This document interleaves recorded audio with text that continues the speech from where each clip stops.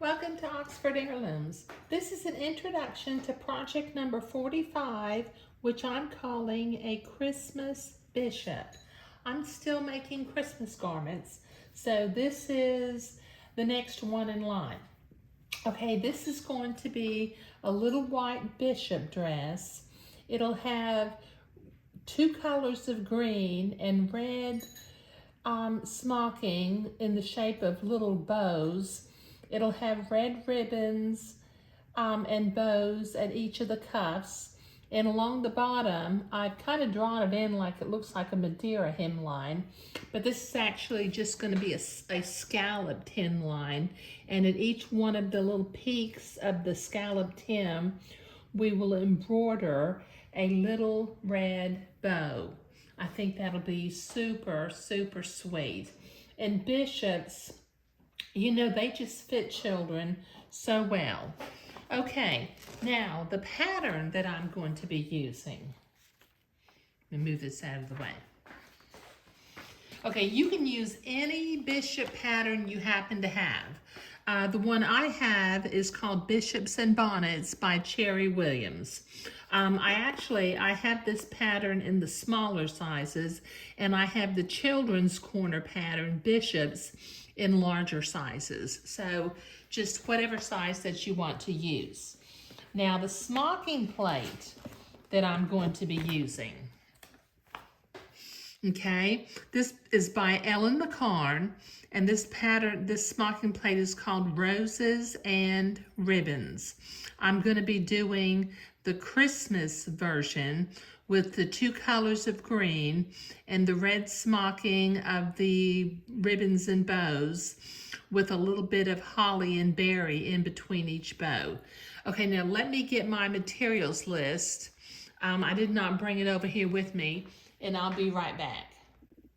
Okay, sorry about that. Normally I'm better prepared, but the materials list for this particular project, because we're doing the scalloped hem, we need a little bit more batiste than just for a simple hemmed bishop dress. So we'll need one, I'm making it in a size 2 by the way, 1 3/4 yards of white Swiss batiste.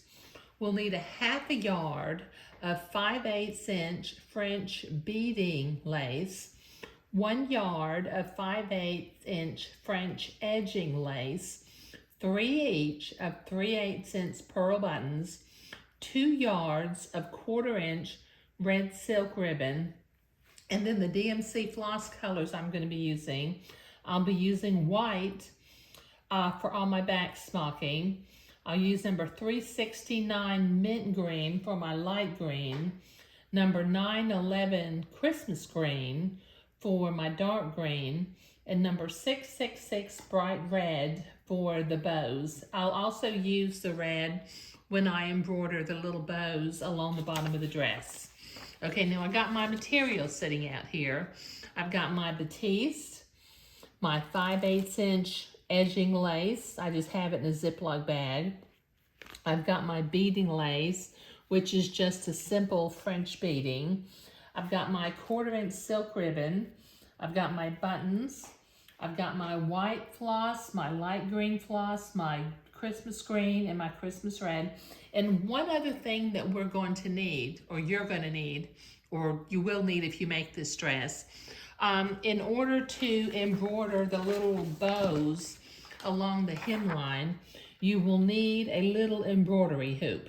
I guess you could use any size you have, but a small embroidery hoop for doing detailed work is really, really good. And these, I've got one that's a spring tension, and it works so well when I'm doing detail work. Now what I'll do in the video description down below, I will post a link to the set of embroidery hoops that I have that I use for various things. I've got one that's small, 3 inches like this. It comes with a 3 inch, 5 inch, and 7 inch, but they're all little spring tension, which makes them super easy to use. Okay, so once again, This is an introduction to project number 45, which I'm calling a Christmas bishop.